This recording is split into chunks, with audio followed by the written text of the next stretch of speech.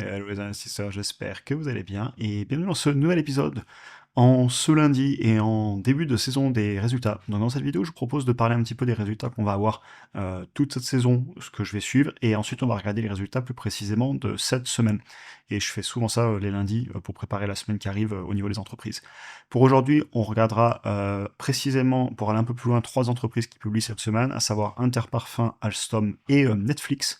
Et sinon, de façon générale, la grosse saison va vraiment attaquer à partir de la semaine suivante, où là on aura beaucoup de la grosse tech, pensez Microsoft, Apple, Tesla, ASML, SoFi, Google après, la semaine d'après, et même encore plus tard, on aura des boîtes comme Robinhood, Ferrari, qu'on suivra parce qu'elle est beaucoup demandée, Zoetis, etc.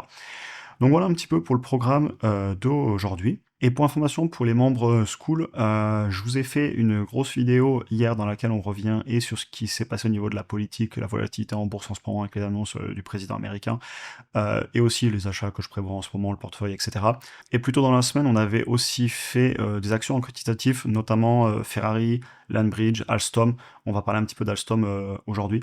Et pour ceux qui veulent nous rejoindre dans la communauté sans engagement, n'hésitez pas à utiliser le lien en description. On commence à être de plus en plus nombreux, on échange énormément. Je suis toujours présent pour essayer de répondre à tout le monde. On fait des lives aussi, des vidéos. Et c'est sans engagement, donc si au bout d'un mois, vous préférez juste rester sur YouTube, c'est pas un souci. Et je vous partage aussi précis, portefeuille, alerte d'achat et de vente, etc. Et évidemment, pour finir là-dessus, comme d'habitude, il s'agit d'un cas concernant l'investissement. Je vous partage ma vision des choses, mais chacun prend ses propres décisions d'investissement, clairement. On attaque avec Interparfums qui va publier jeudi. Et je vous en parle parce que c'est une entreprise qu'on a déjà analysée 2 fois sur la chaîne. La première fois en avril 2025, clairement, je la touchais pas. On était plutôt autour des plus de 30 euros. Ensuite, on l'avait réanalysé autour des 22-25 euros. Pareil, elle était toujours un peu chère à mon goût, mais vu que les résultats arrivent, on pourrait avoir aussi bien une bonne nouvelle, ce qui me ferait mettre peut-être à jour mon prix cible à la hausse, et où on peut aussi avoir une correction, ne jamais dire jamais. Et on va repasser un petit peu dessus aujourd'hui. C'est une entreprise qui développe et vend des parfums sous licence pour des marques notamment. Et globalement, je voulais vous montrer notamment le chiffre d'affaires. J'attends de voir les chiffres d'affaires en semestriel. Hyper important pour moi, parce que on sait que le secteur du luxe a eu des difficultés, du luxe ou du semi-luxe, selon les marques, etc. Et je veux voir si ça repart. Parce que si ça repart pas, on pourrait avoir de la négativité autour du titre. Sachant que justement, j'avais écrit à l'époque que la valorisation était un peu élevée à mon goût, par rapport évidemment aux prévisions de croissance que j'avais rentrées, et j'avais été très raisonnable dans mon analyse, puisque je voyais des difficultés sur le secteur. Maintenant, si ça repart, qu'on a des bonnes surprises sur les marges, aussi peut-être des infos par rapport aux dividendes qui pouvaient toujours payer, mais qui étaient quand même à surveiller, et clairement, il faut que je suive tout ça parce que c'est un titre qui intéresse pas mal de monde. Et même au niveau de la valorisation, vous voyez, elle a bien corrigé, hein. En ce moment, sur le prix par rapport aux bénéfices, on est à 16, pratiquement sur les plus bas sur 10 ans. Au niveau du prix par rapport au chiffre d'affaires, on est à 2,36 contre une médiane sur environ 10 ans de 3,80. Donc voilà, des valos quand même basses en ce moment. C'est à noter.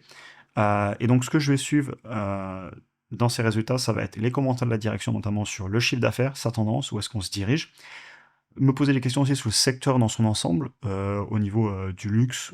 Est-ce que ça repart? Est-ce que cette entreprise va tirer son épingle du jeu dans un secteur qui a certainement toujours un peu de difficulté, même s'il commence à repartir, on l'a vu chez les concurrents?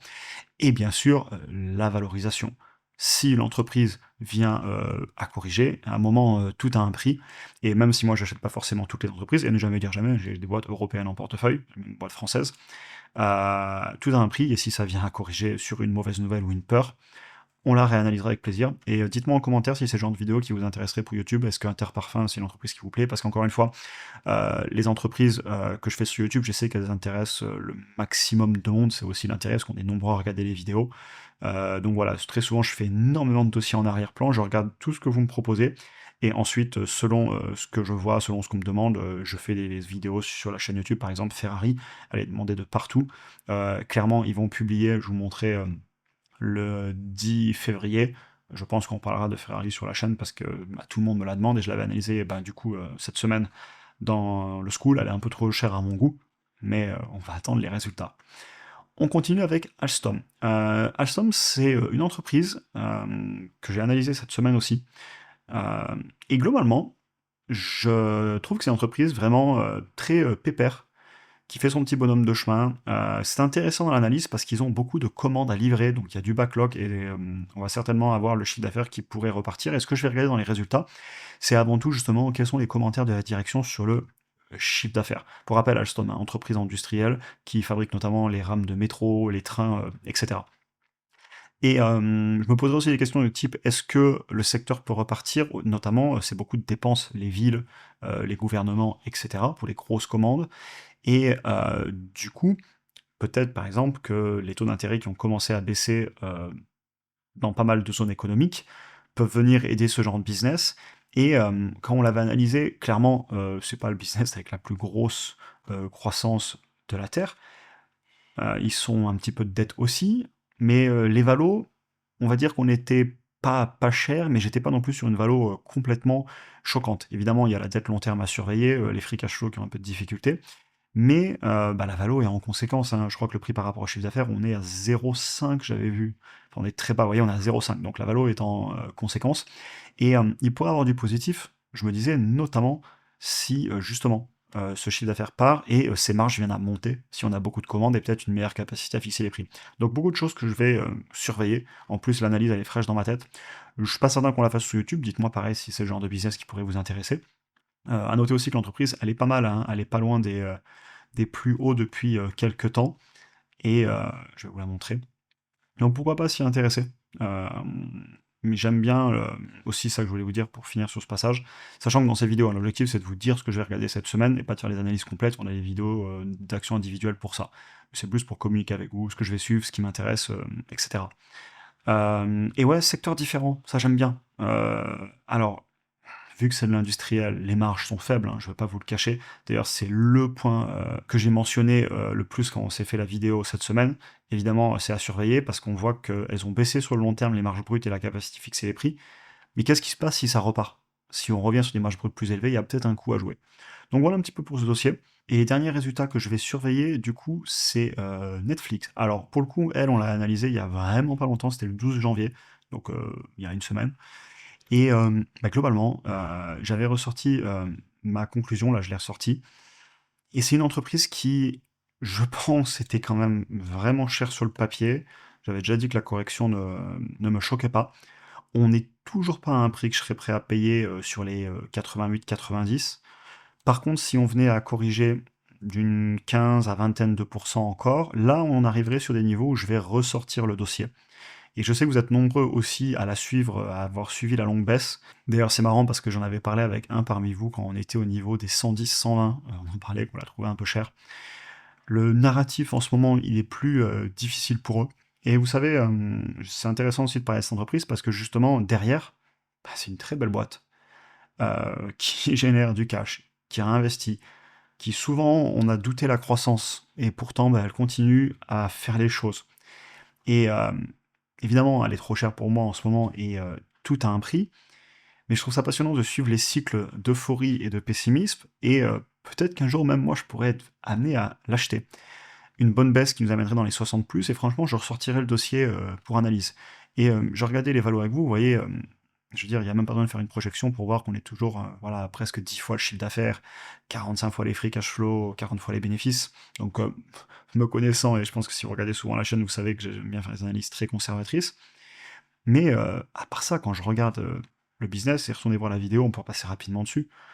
Mais c'est un business qui a souvent été à moitié enterré, critiqué, ils trouveront plus d'abonnés, le chiffre d'affaires arrêtera de monter, ils vont s'attaquer au mot de passe, ça va leur faire perdre des clients, etc., etc.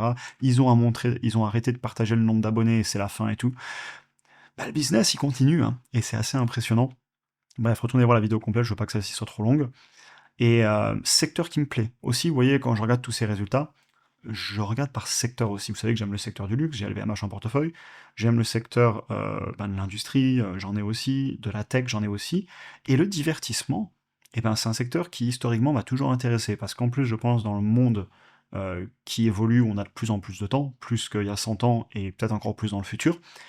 Le divertissement, c'est vraiment un secteur qui m'intéresse, et Netflix, c'est clairement un gros acteur de ce secteur. C'est pour ça que je la suis depuis longtemps sur la chaîne, hein. Et je vais continuer, parce que quand je vois une entreprise de qualité qui a un mouvement sur son action avec un retour peut-être un peu à la réalité sur les valorisations qui s'étaient emballées, bah, c'est le genre de scénario qui me plaît, et ça me rappelle le bon nombre d'entreprises où c'est arrivé. Les plus récentes, ça peut être LVMH, ASML, il y a un peu plus longtemps, des boîtes comme Google, comme Tesla, qui étaient avec énormément de pessimisme sur le marché. Et souvent, et si vous suivez la chaîne, vous le savez, moi j'aime bien suivre des entreprises que j'estime de qualité, et ensuite être très patient. Parce que je le dis tout le temps, les certitudes, ne jamais dire jamais en bourse, faut pas trop avoir de certitudes.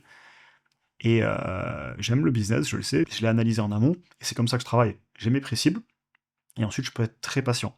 Le prix, c'est ce que le marché me propose à tout moment entre l'offre et la demande. Clairement, un Netflix à 110, 120, 130, c'est non. Un Netflix à 88, c'est toujours non.